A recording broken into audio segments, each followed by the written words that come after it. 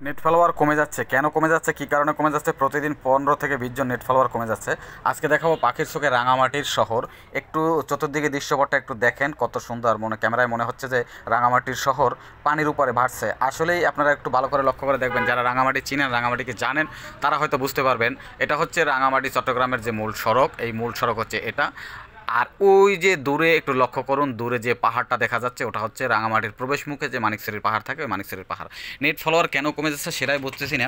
বিগত আজকে 3 মাস যাবৎ প্রচুর পরিমাণ ফলোয়ার কমে যাচ্ছে। প্রতিদিন 10 জন ফলোয়ার যদি আর্ন হয়, সেক্ষেত্রে আমার 15 জন ফলোয়ার কমে যায়। তার মানে 5 জন ফলোয়ারে আমি লস থাকি। এই কেন হচ্ছে, যারা অভিজ্ঞ আছেন যদি ভিডিওটা দেখেন, একটু পরামর্শ দিবেন। এই একটা দৃশ্য দেখেন, মনে হচ্ছে এটা পানির উপর ভাসতেছে। আসলে রাঙামাটি শহরটা মনে হবে আপনাদের কাছে পানির উপরে ভাসে, কিন্তু এইগুলো কিন্তু আসলে স্থায়ী পানি না, অস্থায়ী পানি। কাপ্তাই বাঁধের কারণে রাঙামাটিতে 3 মাস একটু পানি বেশি থাকে, তবে কারো বাসায় ওঠে না। মিনিমাম এই এখন মনে হচ্ছে না যে পানি একেবারে বাসায় উপরে উঠে গেছে বা বাসা পানির নিচে, কিন্তু তা না। মিনিমাম পানি বাসার নিচ থেকে 10 থেকে 15 ফুট নিচে থাকে, ওইরকম করেই আমাদের এখানে বাসাগুলো করা হচ্ছে।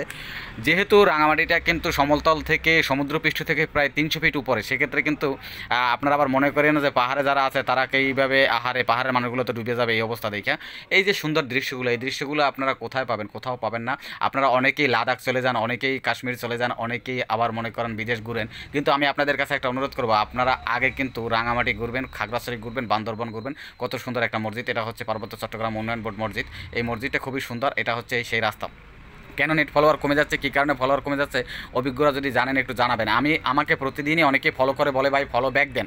আমি কিন্তু অনেকেই আবার ফলো ব্যাক করে থাকি, কারণ আমি অনেকের পেজ ভিজিট করে দেখার যদি দেখি যে তারা ভালো কন্টেন্ট তৈরি করছে, আমি নির্দ্বিধায় তাদেরকে ফলো করে দিই। কিন্তু কিছুক্ষণ পরে, নয়তো 1-2 ঘন্টা পরে দেখবো সেই লোকগুলোই আবার মনে করেন আমাদের থেকে আনফলো করে চলে যায়। আবার অনেকে নিজে ইচ্ছে করে ফলো করে, আবার দেখি যে একদিন পরে নয়তো 2 দিন পরে তারা আনফলো করে চলে যায়। এটা কেন হচ্ছে, কী কারণে হচ্ছে সেটা বুঝতেছি না। তবে একটা অনুরোধ করবো, আপনারা যদি ভিডিওটা দেখেন, কাউকে ফলো করে কখনো আনফলো করবেন না। এই প্ল্যাটফর্মে থেকে হয়তো আমার ফলোয়ার সংগ্রহ করতে একটু কষ্ট হবে, কিন্তু আপনি আনফলো করে দিয়ে যখন খুব সহজে চলে যাবেন, আপনি কিন্তু কখনো এখানে সফলতা অর্জন করতে পারবেন না। কারণ কাউকে যদি ফলো করে আনফলো করা হয়, ফেসবুক তাকে প্রতারক মনে করে।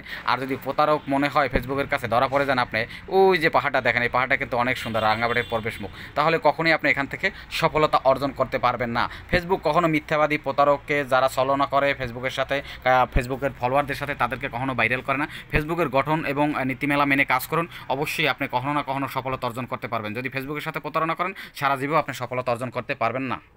প্ল্যাটফর্মে যারাই সফলতা অর্জন করছে, তাদের কিন্তু পিছনে অনেক পরিমাণ পরিশ্রম, ত্যাগ এবং মনে করেন কষ্ট ছিল।